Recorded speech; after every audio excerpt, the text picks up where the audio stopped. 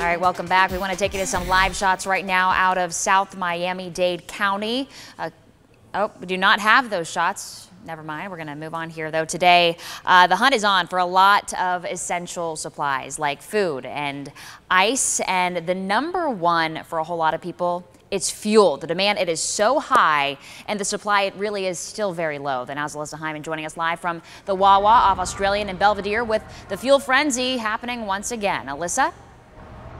Right, well, you can see the pumps here are basically taped off. They have zip ties, some of them bagged up.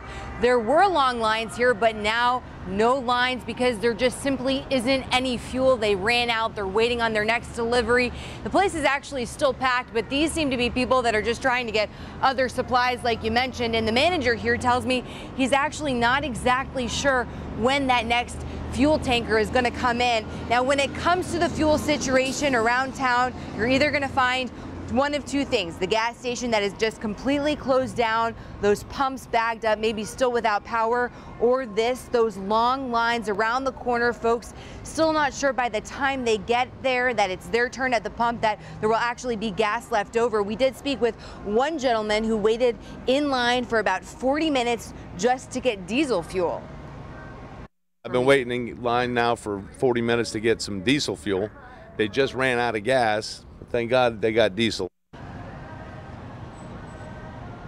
right, and there are a lot of people here driving up, asking if there is fuel, checking it out.